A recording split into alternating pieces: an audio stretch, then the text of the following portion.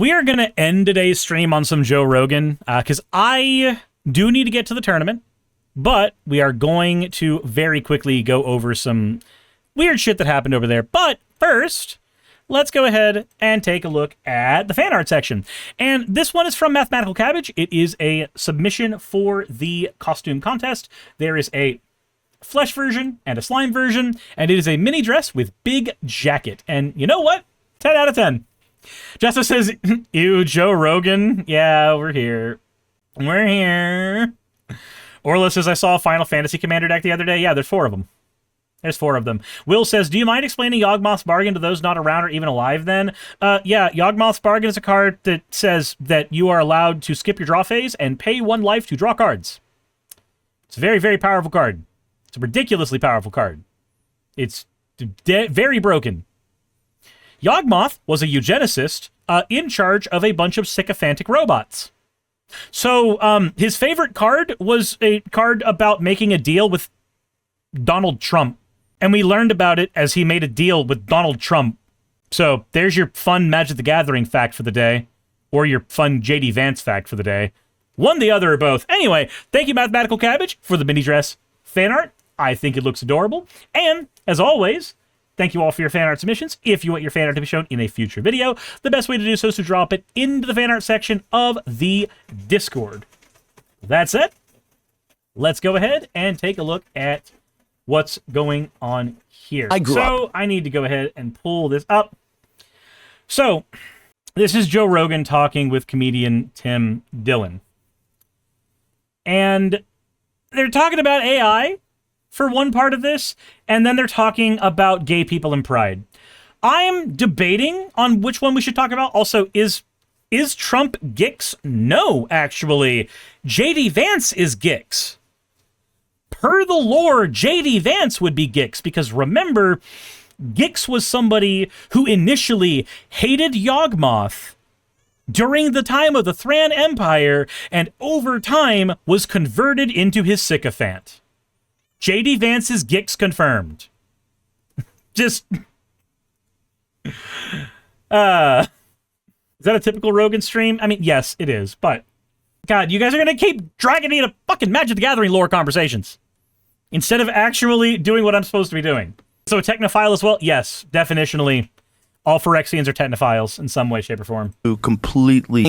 Do you think that this is being done with a strategy, knowing that AI is about to completely disrupt society? Yes. I believe, this is what I believe. I believe no one, for example, no one's trying to get anyone in this country to own a house. No, people pay lip service to the idea, but there's a lot of people now, a lot of them are my age, who have never owned a home and never will. And no one's wants them. They've forgotten what owning a home feels like. They've forgotten what it feels like to have a yard where you can invite people over and drink a glass of wine and smoke a cigar and watch a game. And they live in a little apartment. They type, they're on a MacBook. They're getting radicalized in any direction. They're upset.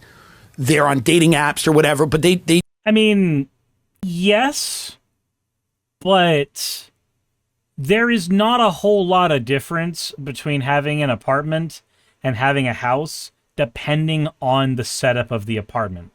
Like, if you live in a duplex with a yard, you definitionally live in an apartment, but you have all the mechanics of a house. I've had that experience of living in a duplex with a yard. I've also lived in an apartment that had a giant front and backyard in Marietta, and that apartment complex, it felt like everybody just had a big communal area to hang out in. So, I understand the thought process here, and I do think home ownership is generally a good thing, especially because mortgages are cheaper than rent.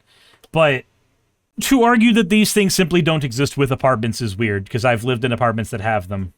They don't feel like they have a foundational core to their life. No one has really even given them the idea that they're going to get that. So I think that's just one of the things where people they're basically saying no, you don't need a house and you're not getting a house, and forget what owning a house was.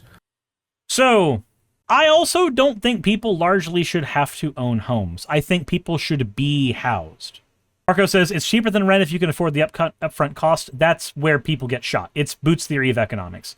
I don't think people need houses. I think people need homes. And there's a difference between those two.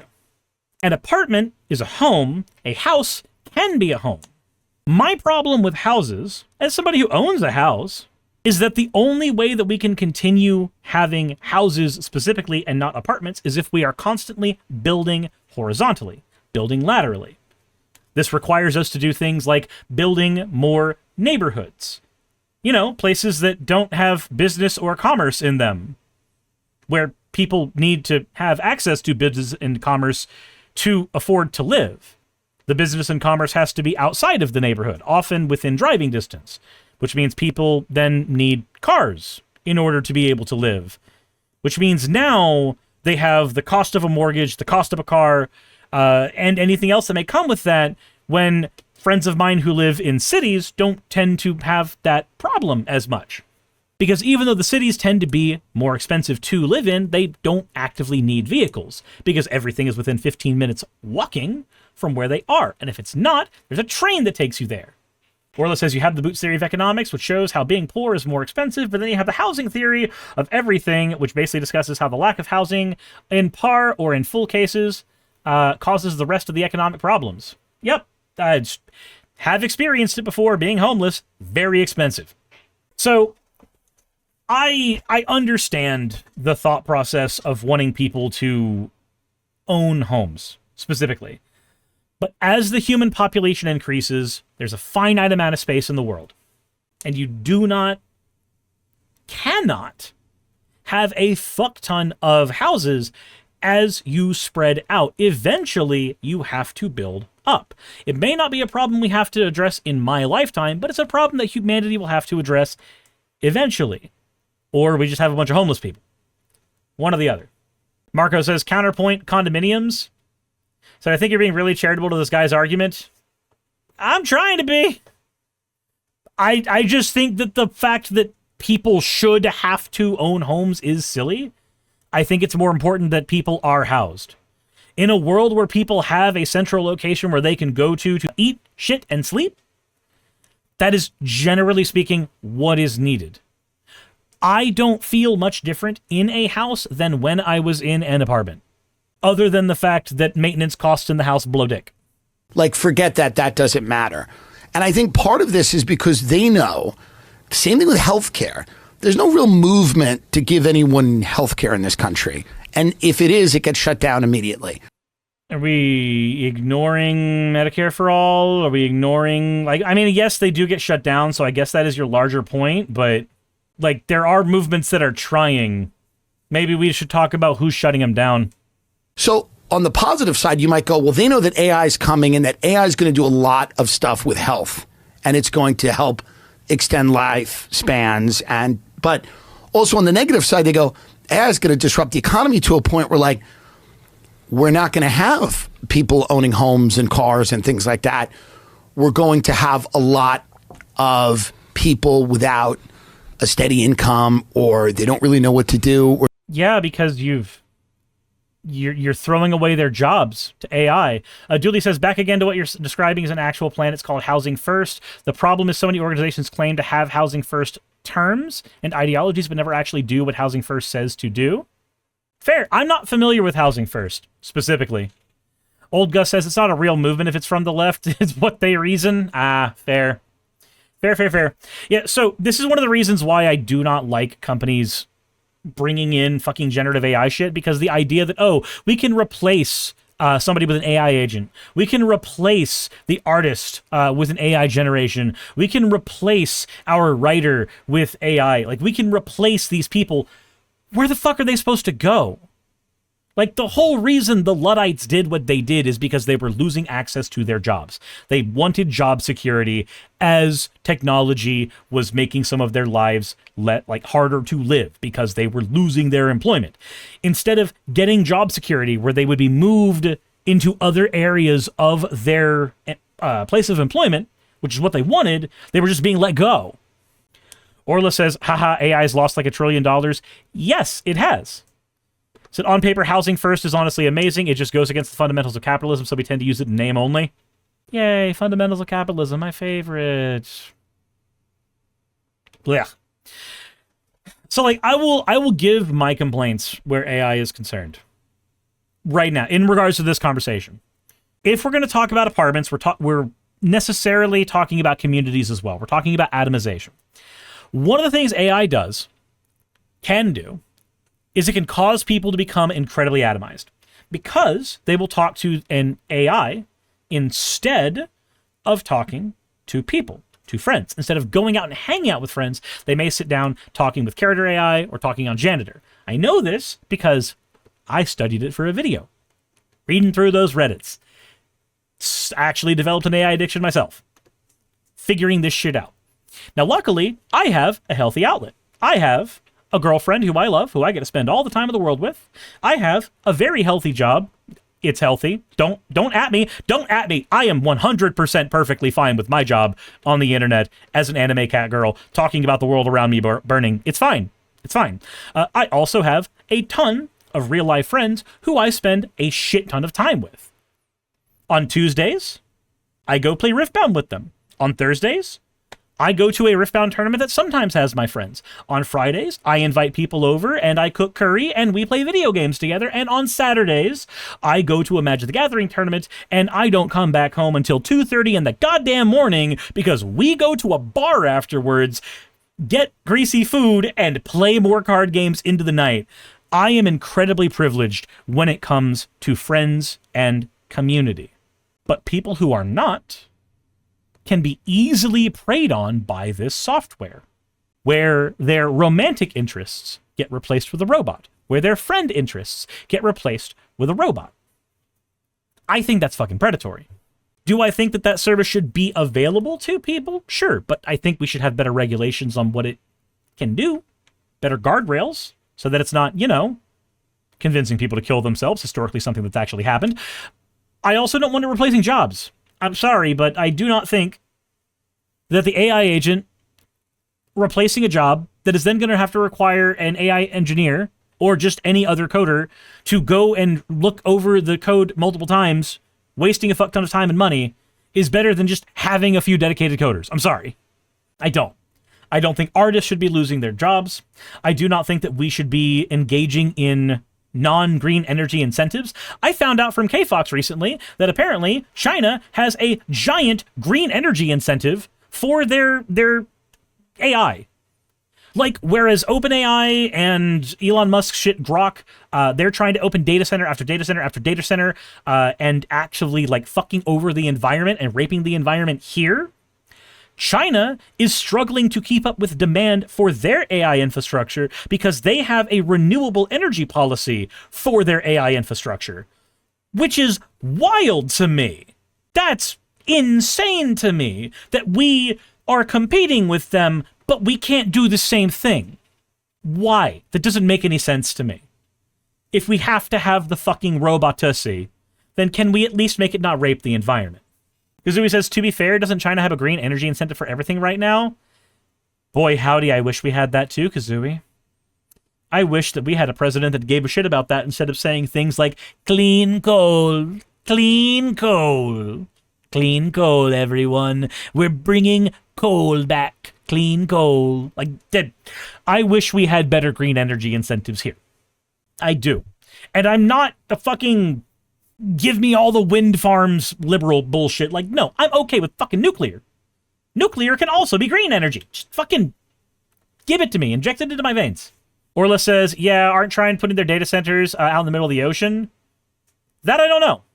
Danman says, what the fuck is clean about coal? Nothing. Nothing at all. If you haven't subscribed already, please consider doing so. And if you haven't checked out the secondary channel, then please go check that out as well. I also have a channel called Third Space Arcade, where we're talking video games and all kinds of stuff with a ton of other progressive content creators. And if you want to catch me live, I am on Twitch at Suris and over on YouTube at Suris Live if you are a vertical viewer. And if card games are more your thing, then please check out Suris MTG, where I talk about Magic the Gathering and Riftbound. And more than anything thing. Thank you for tolerating this little ad in the middle of this. It means the world to me. We're going to have a lot of wealth that's existed, a lot of capital, and we're going to have tremendous inequality. And we're going to have a lot of joblessness. So at least they're right about that. Maybe we should be addressing some of those concerns. For sure, I think that they're... Ukulele says, even if we had green energy policy for data centers, the water usage and spoilage is still insane, though. The water doesn't get spoiled. So the water the water has to be non-mineral water because it needs to not corrode anything that is in the actual data center that it's cooling. And then the water has to be chemically treated afterwards because it gets really, really hot and you have to cool it down with other water.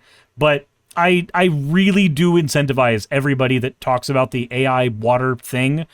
Please go watch Hank Green's video on what data centers use water for. Hank Green is a fucking amazing creator, and he is 12 billion times smarter and a better science communicator than I could ever be. And his video on how data centers actually utilize water is incredibly helpful for wanting to argue on this topic with something that looks less like a hip fire gun.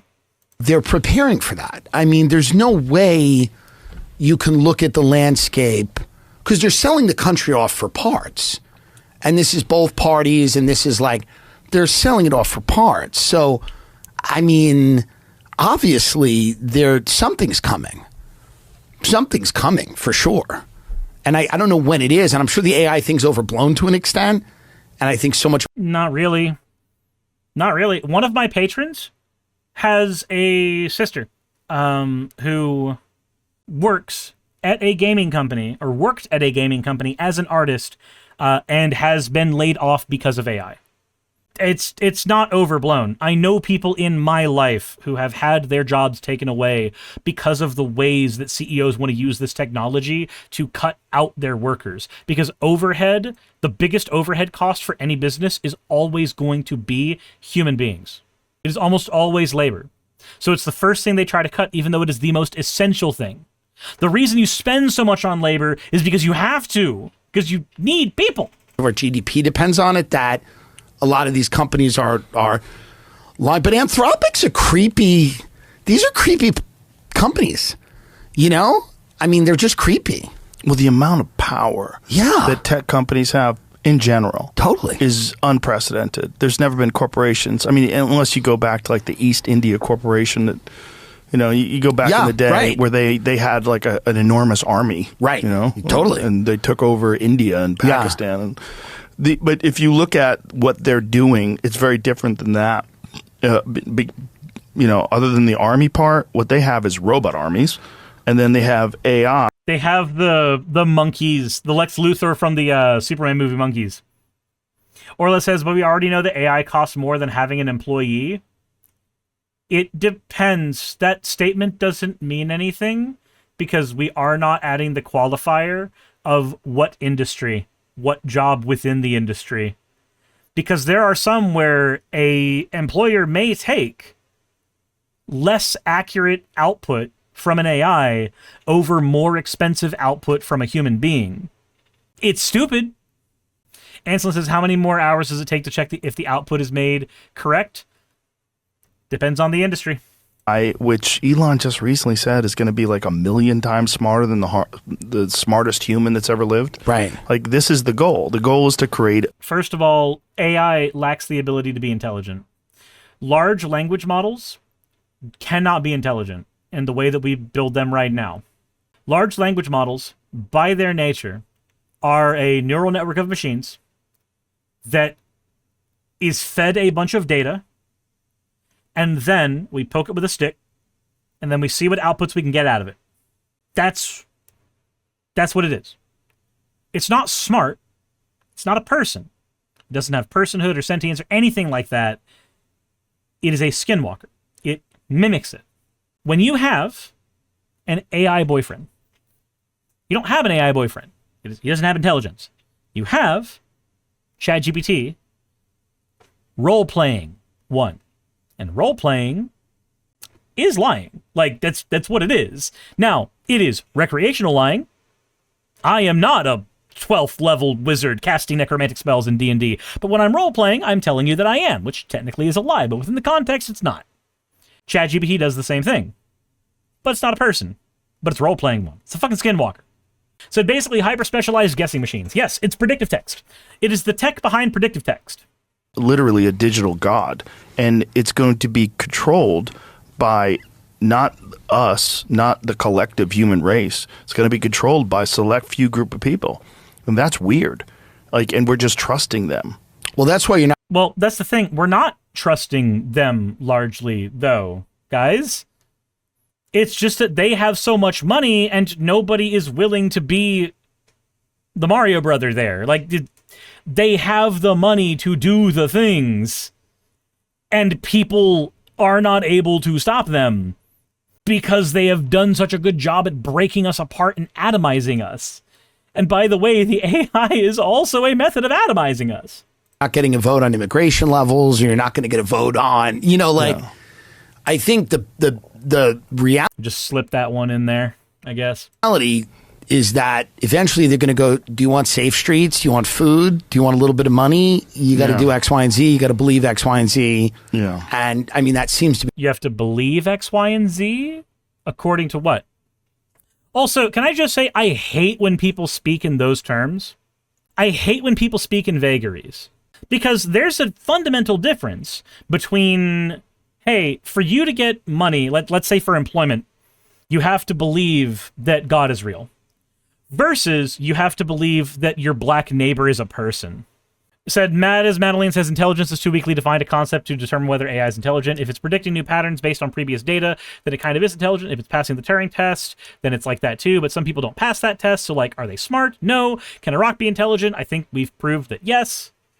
So, I think that self-awareness is something that I would say is necessary. There. Some level of self-awareness. Because I'm not super worried about sentience, I'm super worried about sapience.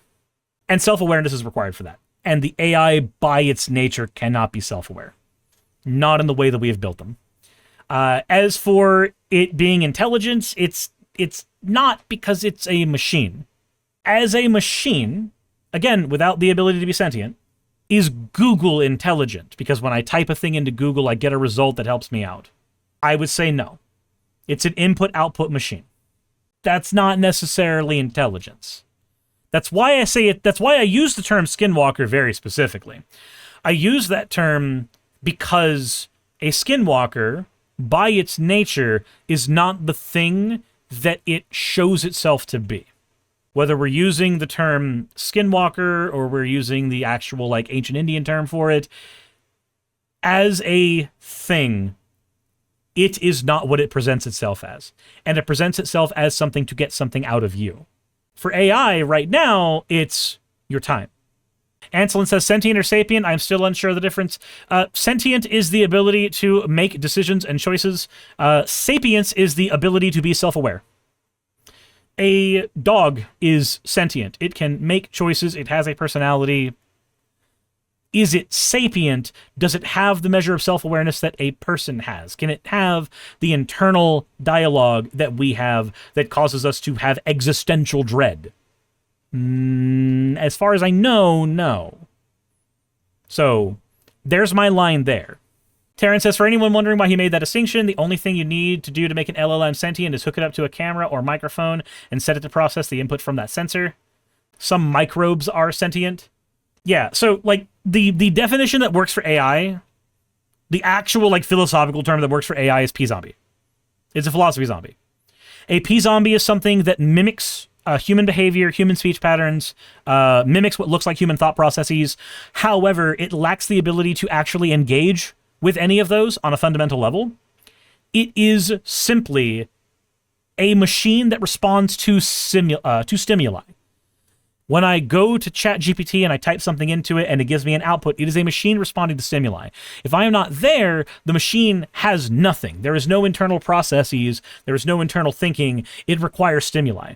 And the only way for it to get stimuli is for there to be an outside thing providing stimuli. Definitionally, that is what a P-zombie is. P-zombie looks human, acts human, talks human, but it doesn't have an internal monologue, so it's not sapient. And it's not really making decisions, so it's not sentient. It is simply a thing that is producing an output in response to stimuli. It is internalized math and variables. Matt says, yes, dogs can have existential dread. Having human sentience is not the only way to have sentience. Dogs definitely can feel emotions, even if they're not one-to-one to human ones. Mad. Right. So, recognize that I said dogs are sentient. I 100% said that. I didn't say they couldn't feel emotions. Sentience, sentient beings feel emotions. I said that. They do. No. Sentience, here, I'll pull it up for you. I've been pulling this from my hip because I used to be really involved in the philosophy conversations a lot. So this is one of those things that I'm really comfortable just speaking on randomly. But here is your distinction. Here is your distinction. Sentience, ability to feel. Emotions, instinct, intuition, effective intelligence, and emotionality. Sapience, the self-awareness, cognitive intelligence, rationality, cognition of thought, and choice. Sapience, sentience, different things. As far as we know, most animals lack sapience. Most. As far as we know, all animals have sentience. Also, CyberChill says I need this image. Here you go. I'll throw that one at you. My God, the paper on this has 300 fucking citations. Jesus! So don't let the Star Trek fans know this. Poor Data. Well, remember, the way that Data is created is not... Data actually has an internal monologue. Data actually has that in Star Trek. Matt says, how do we measure that? Above my pay grade. I am telling you what the papers I have read have said. Like, we are now talking above my pay grade. Becoming. And it seems like if you put people in a corner and you get them scared, this is what we learned during COVID. Like, they will back down.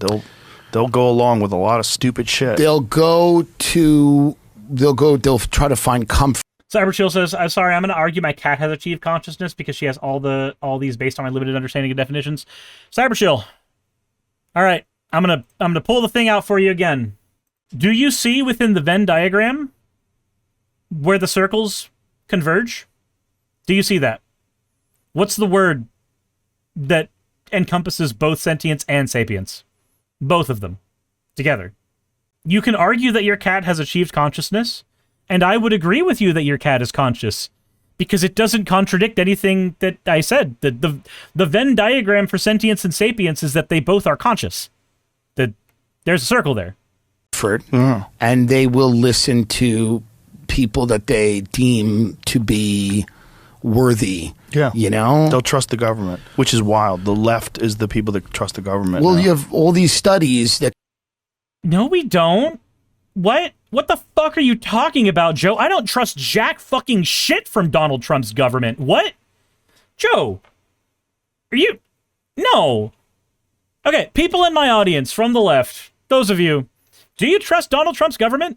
Because when you say the government, I'm going to assume you're talking about the government that we're dealing with right now. How many of you right now can say that you trust the government in whatever way that is mentioned?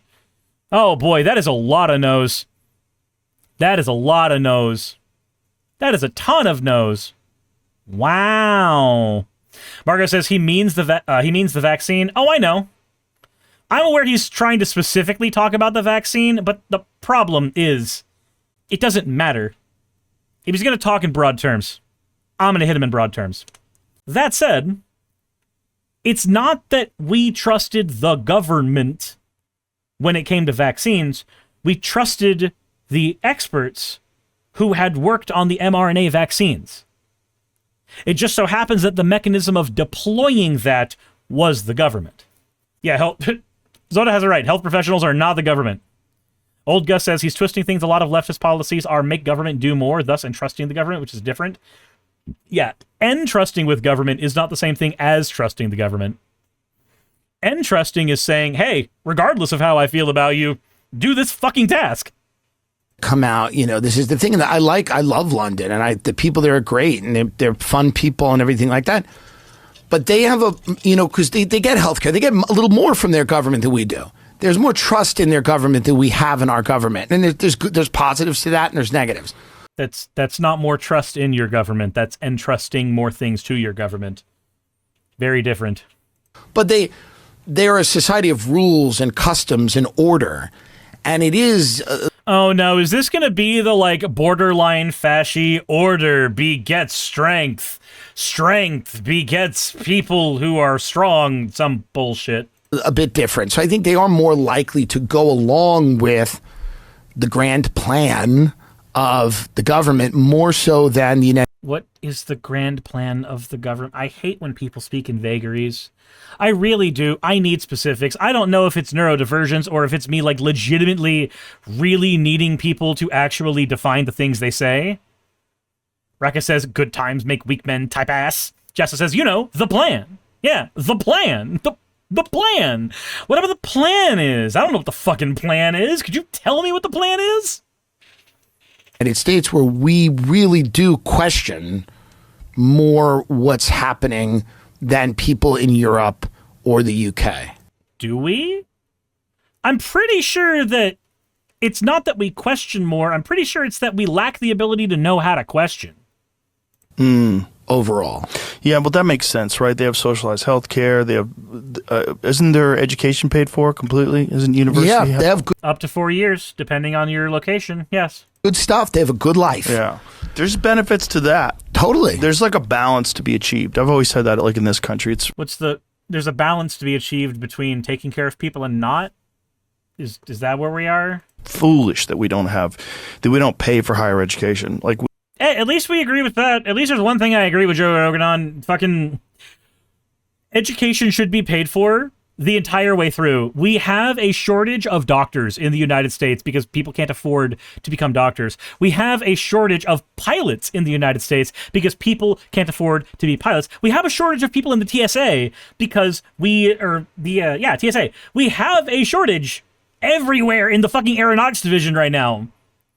And the only way to get those things is by going into the fucking military, and it's a way to keep our military stronger, I think.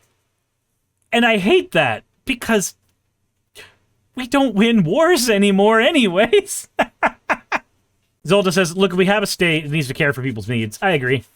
Subnark says, we can just import smart people. Historically, that's what we did.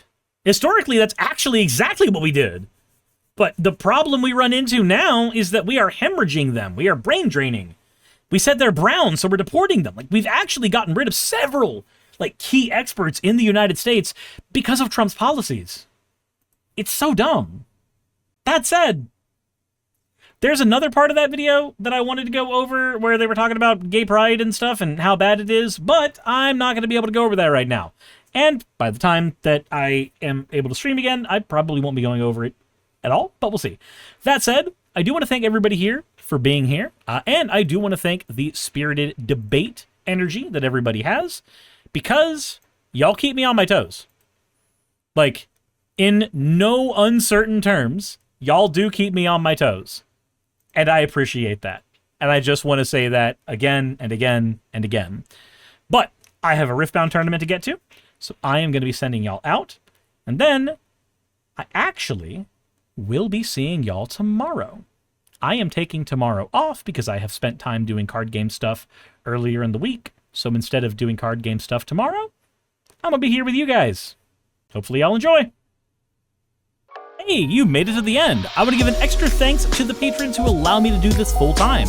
I want to thank Aaron Rail, Astral, Britzkrieg, Jemshin, Poundini, Red Joker, Victoria, Jonas, Craig, Tarika, Fireshard, Smiling GM, John, Dren Hadamada, Creeper, Sagittarius, you know I'm not saying that last part, Sylvie Snow, Valis of Seraph, Ottoman Angel, Rooster Rachel, and Fire Panda, who are all my $20 and up patrons.